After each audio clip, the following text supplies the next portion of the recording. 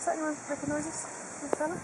Oh, that's a cress. Hairy bittercress! Yeah. You Don't. A million in my garden. Don't weed it. Don't weed it. Eat it. It's not made to weed Yeah, it. really? No. In a carrot. Get paid to weed it and take it home and eat it. Okay. Because it's called hairy bittercress. It's neither bitter nor hairy. But, you know, whatever. And I don't know if you've ever come across something called lady's smock. Yeah. Same leaf, but it's like micro version of it. It's much And smaller. lilac-y flowers on it. Yes, and that tastes like wasabi to me. That's really pungent. But this tastes like watercress. And a bit later on when we wash this, because this is being low growing, I'd prefer to wash this before I let you have a nibble of it. But it tastes like watercress and it's lovely. Does it grow tall flower?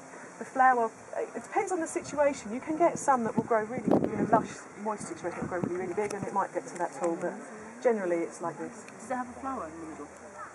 Has a little stem that comes up. With a white flower on top? Tiny little white pieces Yeah, of flowers. that's it, yeah. And when the seeds are ready, the reason gardeners hate this so much is you only have to brush against it and the seeds ping out everywhere. Now I like that because that's self-seeding itself for me. But other gardeners who are probably slightly more anal than me, or I don't know. Like me. Sorry, I apologise. But you know what I mean. It's kind of I welcome this because I know that I can pick a whole rosette of this and throw it in the salad. And it's great. So embrace. Okay. Embrace this plant and love it because it's actually really one of my little favourites. That one, chickweed. But you've weeded this as well, haven't you? Oh, that's it, yeah. Yeah.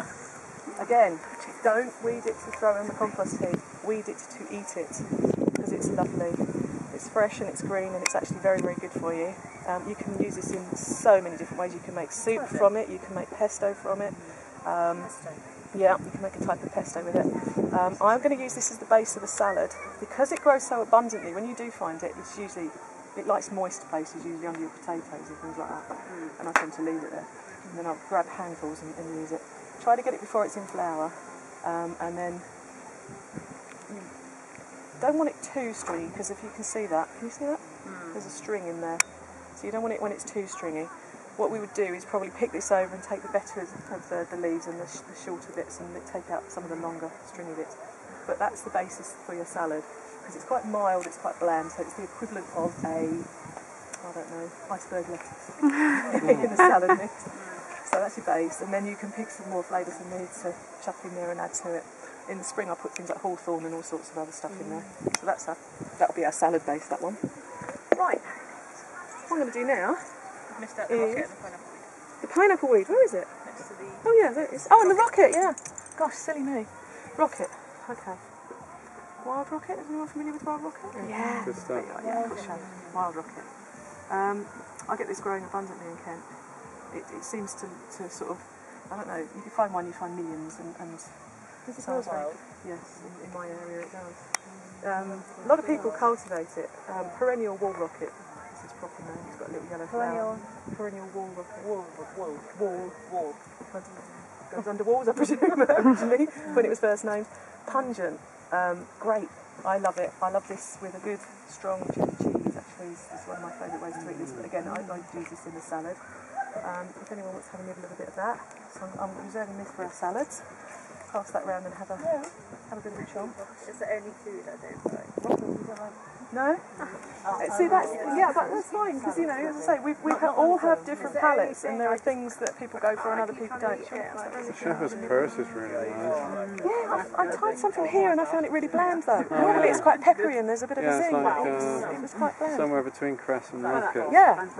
Well, they're all, again, part of that family, part of the... Crucifer. On its own, yeah, with a bit of bready sugar. Pineapple weed. Oh, that's pineapple weed. You said Yeah. the other day. That. I was going to ask what that was. I think it's Mostly, Pineapple. pineapple. Get part of that family. The mayweeds and the chamomile. Smells Yeah, phenomenal. Give that a little sniff. On the wall. Thank you. So how do you tell chamomile from that? Yeah? Well, chamomile has petals. And pineapple weed never has petals. It always looks like that. So it doesn't look like it's lost them. It's actually never had them in the first place. If you just squeeze the flower and then give it a sniff, you'll get the pineapple aroma. In teas and things like that, it's particularly nice. Just the nib. I'd use the leaves, probably use the leaves and maybe the flowers, yeah.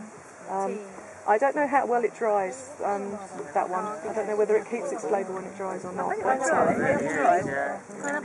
pineapple weed, yeah. The one I saw did have petals on, so would that be It might have been, you've got chamomile, you've got mayweeds, and chamomile, I'm being told, is quite rare.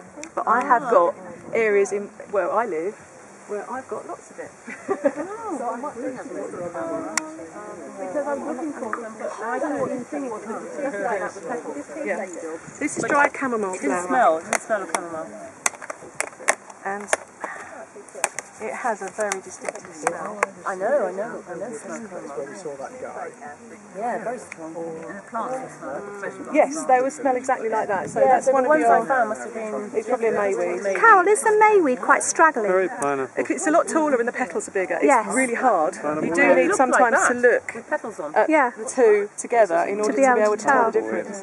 But another thing is the smell, because mayweeds, you've got a scentless mayweed, so no smell at all, and you've got a thing called a stinking mayweed, which doesn't Yeah. smell nice. Yeah, And then if you know your chamomile smell, yeah. then you know where you are with that as well. Yeah. So it's, kind of, you have to do comparisons really. So it looks like chamomile, but it doesn't smell of anything. It's mayweed. Yeah, Yeah. basically. And I guess to say petals are bigger and things like that. Okay. You can poison yourself with. Yes, there Chamomile. are too. Alright. Because I mean, I'm always wary of fungi, but I mean, there are green things you can poison yourself This with as well. family here, Yeah. which used to be called umbellifers and is Yeah. now called Apiaceae. Called what? Apiaceae. Sorry. Was that Yeah, I have to spell it for you. Umbellifer is so much easier. And they would change that. And the reason it was umbellifer, let's stick with that because it's so much quicker and easier. Umbrella. Umble-shaped umbrella. I don't know. They've been rejigging names for ages. They've been doing it with the fungi, now they're mucking about with the plants. But hemlock. It's deadly poisonous. Is that hemlock? No. Yes, do come on a walk with me. I think poison you at the end. No. This is carrots. This is carrot and sniff. Carroty? You smell it? Carrot aroma? Do you have a sniff and see if you agree? But there's all kinds of things you can mix that You up lost with. your cow sense of parsley smell, type Iona. flowers Yeah. and things. Will any of those kill me? Cow parsley, no. Hogweed, you've got to be careful of giant hogweed, Yeah, but 'cause you know when it's you big. see a giant hogweed, yeah. you can see the plant and you think, bleh, Yeah. and there's something about it. But if I ate the wrong thing of that, it'd just be horrible. It wouldn't kill me. Yeah. Well, giant hogweed will give you blisters and Yeah, nasty no, things but like that, but yeah, things yeah. like that. Really, what I'll say actually in terms of wild food is, if you don't eat it often, if you're not used to it, then go carefully. Try a little bit at a time and see how your body responds to stuff. If you're experimenting with something for the first time, perhaps only have that one thing and give yourself 24 hours or There so. aren't many things that are that deadly. No. But the hemlocks, definitely, you've got to look out for hemlocks, and hemlock water dropwort, which grows around streams and things. It doesn't look like anything like this. No, but it's the umbellifers. They're a little bit. It's Take care yeah, with the okay. umbellifers. All right. Cow parsley. Running out of battery now, so I'm going to have to switch off in a minute. So this is Carol Hunt, who's doing a wild food feast at Sunrise Off-Grid Festival. This is the lovely structure that she gets to cook it in. So unfortunately, battery's flashing at me, so I'm not going to get any more of this. But there you go.